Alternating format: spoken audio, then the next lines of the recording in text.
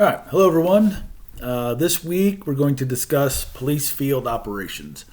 So you probably already noticed I've combined two chapters for this week, Chapter 7 and Chapter 8. So we're going to discuss both the foundations and innovations in field operations. So there's actually going to be two videos. So this is video 1 of 2. This one is going to discuss the foundations. And some of the foundational information, like once you get into the chapters and start reading them, you're going to realize some of it is a review from some stuff we've already talked about in earlier chapters. So field operations are simply, how do the police do stuff, on the street? Okay, what do the police do? That's what field operations are. So you're talking about things like patrol and investigations mainly. Since you already know patrol is the backbone of policing, most of the officers at a police department are patrol officers, on average somewhere around 65%.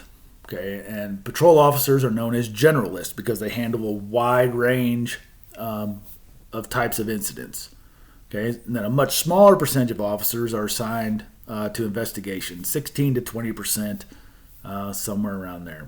But these officers are known as specialists because they specialize in a particular function, which is investigations. So remember, though, that these percentages are not exactly the same across all jurisdictions, right? Sheriff's offices are going to be different than municipal police officers, municipal police departments, because sheriff's offices have jail employees, like they have other types of activities. But patrol and investigations are the two most well-known functions of the police. All right, so the patrol division, they have the most officers, they interact with the most community members, they provide the most services, and really they're the ones that are mainly responsible for the public's perception of the police. They're the ones that the public interacts with. They may see different people on TV, but when it comes down to it, the patrol officers are the ones that most of the people that are, from the public that interact with the police, those are the ones that they interact with. All right, so the goals of patrol. What are the goals of what patrol officers are supposed to be doing? So that's crime prevention and deterrence, apprehension of offenders, creation of a sense of community security and satisfaction, providing non-crime related services, and then traffic control. Now remember, traffic control is really where most people interact with the police, and traffic control is really where a lot of people's perceptions of who the police are, what the police do, and what a particular department is about comes from interactions during a traffic stop. All right, so you have those main goals, but then if a department is a community policing department, then they probably would also have the goal of identifying and solving community problems, with respect to crime and disorder. Okay, so that would probably be an additional kind of goal for a patrol officer.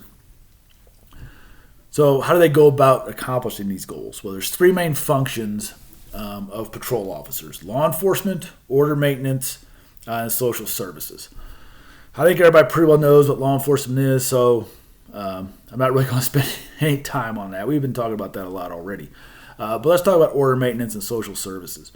So order maintenance is really what it sounds like. It's maintaining order. Okay, so that may or may not actually involve a violation of the law. But officers when officers are maintaining order, they're using alternative methods to some kind of formal sanction. Okay, so they're solving problems, they're maintaining order without necessarily going to some kind of formal sanction like you would in law enforcement. Okay, so we're talking about stuff like loud music, barking dogs, minor disputes between neighbors, like that kind of stuff. That's order maintenance kind of things. Or like a group of kids hanging out in a parking lot, right? That sort of stuff.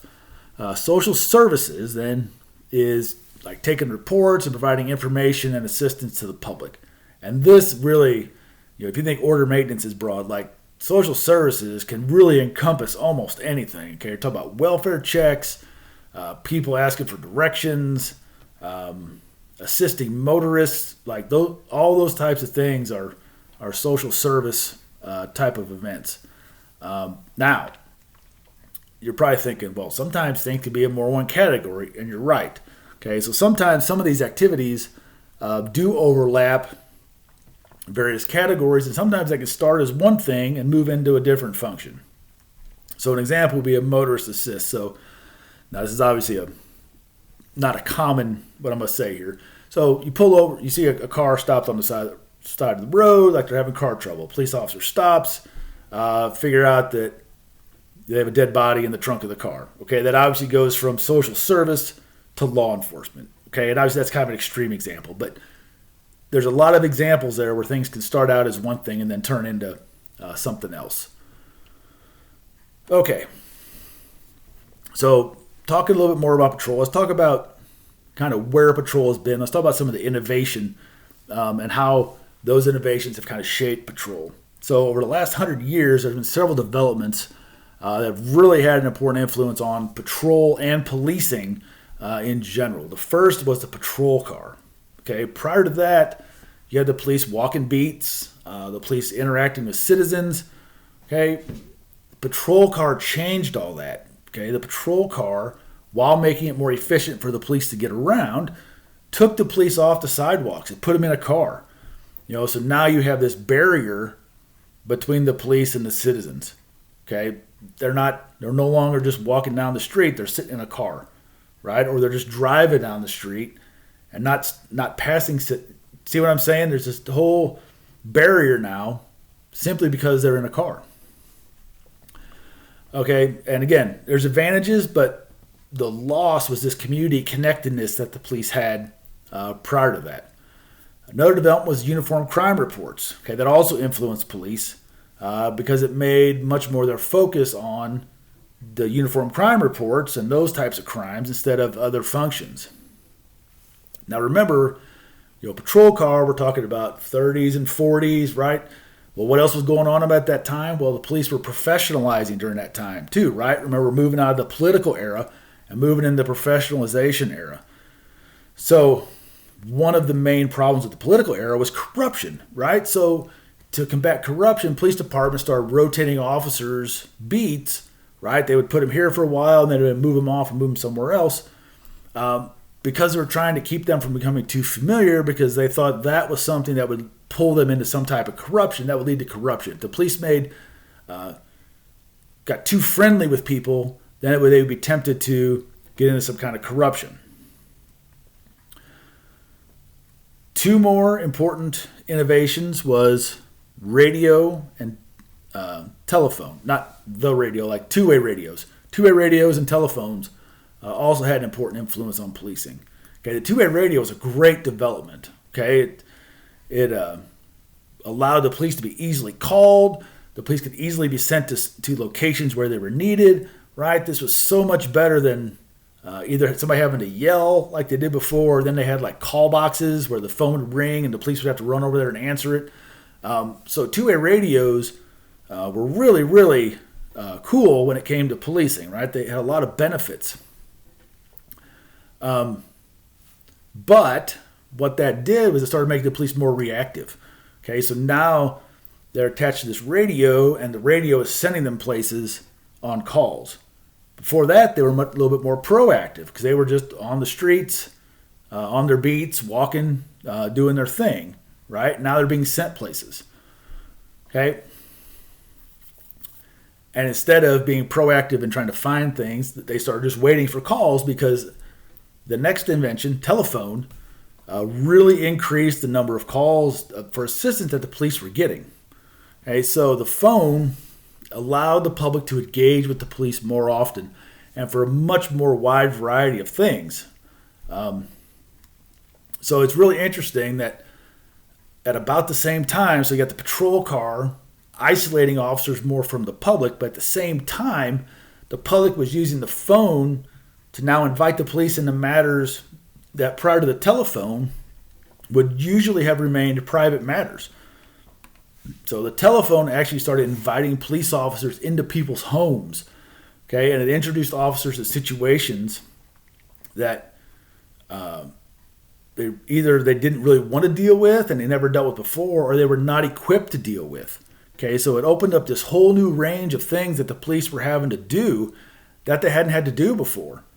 Okay, and before that, the police weren't really in people's homes, right? They would deal with things on the street. If somebody, like if they heard a scream or something, yeah, they would run in and try to find out what was going on.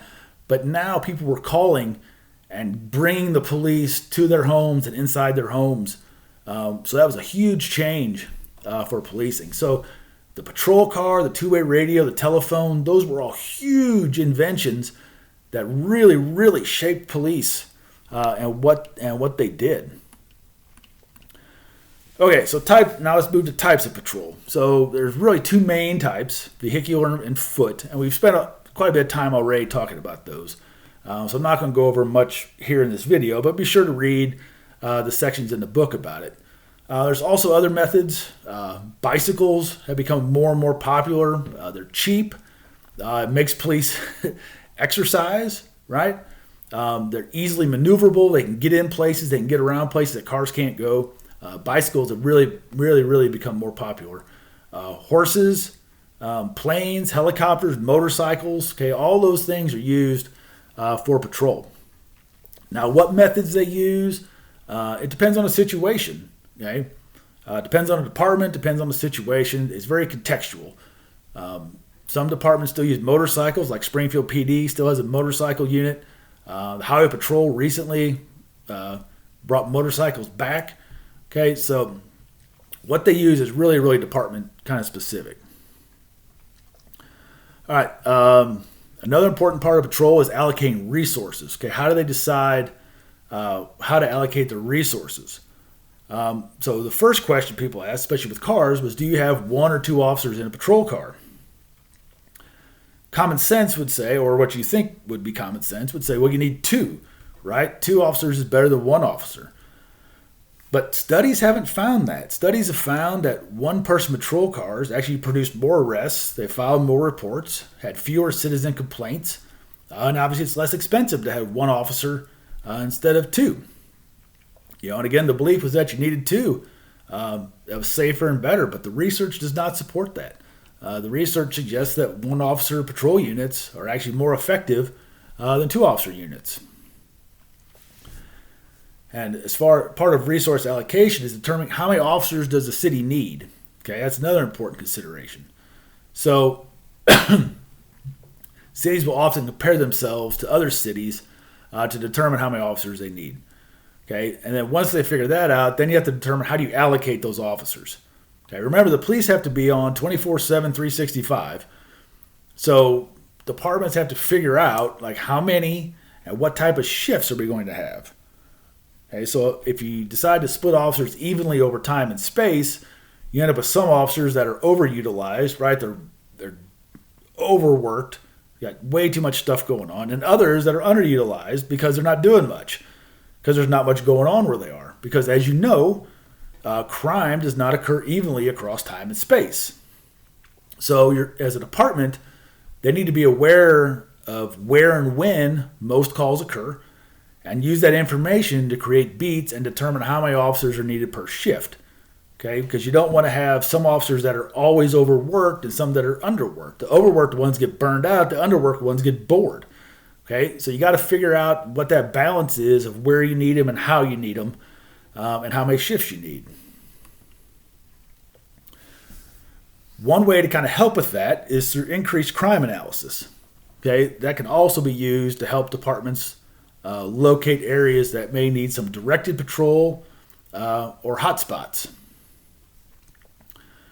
All right, I'm going to move on now to investigations. Okay, be sure to read the parts about proactive arrests and police pursuits, but in an effort of time here, I'm going to move on to investigations. Okay, so the primary goal of investigators is to increase the number of arrests for crimes that can be prosecutable and will result in a conviction, right? That's the job of investigators. Take crimes and figure out who did it, make arrests, prosecute them, get them convicted. If you talk about medium to large departments, they often have specialized investigators, where investigators specialize in a particular type. This is what you see in TV all the time. Homicide detectives, vice, right? You have detectives that work one kind of or type of crime. In smaller departments, detectives may be more of a generalist investigator than a specialist, where you don't have nearly as many detectives and they work all manner of crimes. Okay, anything that needs an investigation, that's what they do. So how patrol and investigation works together is you have patrol officers normally doing the initial investigation, and then the investigator conducts all the follow-up. Okay, so your patrol officer is the one collecting all the initial information, right? Any kind of initial whatever has to happen on the scene, and then investigators take it from there. So the basic responsibilities of a detective or investigator are to determine whether a crime's been committed, who the perpetrator is. They have to apprehend the perpetrator and provide evidence to support a conviction in court. So as far as an investigator is concerned, the case is considered solved if they meet the first three responsibilities. Okay? They determine there's been a crime, they identify the perpetrator, and then they apprehend the perpetrator. Okay? That's considered solved. The disposal phase may not always include a prosecution, but obviously that's always the goal if a crime has been committed. Okay? So they can stop an investigation if they determine there has not been a crime committed, if there's insufficient evidence to proceed, or there's no longer a suspect available. Okay, if something happens to the suspect or they just run out of suspects, they may stop an investigation. There's been some technological advances that have assisted investigators over time. One of those are crime gun intelligence centers. Okay, remember, right? Crime does not occur evenly over time and space. Well, gun crimes don't either, right? Gun crimes are not evenly distributed over time and space either. These types of crimes are generally committed by a small number of people, and the guns used in those crimes are few in number, and they're likely to have been used in multiple crimes. So crime gun intelligence centers have been created, and they've been created to assist investigators with connecting guns to crimes and criminals. Okay, so these are still pretty new. So determining how effective they will be is still, kind of up in the air. They're still kind of trying to figure that out. Some other advances, things like automated fingerprint identification, DNA analysis. Those are both helping investigators be more effective. Automated fingerprint identification allows investigators to compare fingerprints from a crime to other prints on file in a computer system. Okay, so the system will flag prints that are similar. Then the investigator actually has to look at each of those, do the comparison to determine. Prior to this, they would just have to get a whole stack of fingerprint cards and literally look at each one. Right? This makes them much more efficient for the computer to check them, and then they do the final, is this or is this not that print? DNA, I think everybody's pretty familiar with DNA. It's been around for a while, but still, kind of in the scheme of things, it's still pretty new.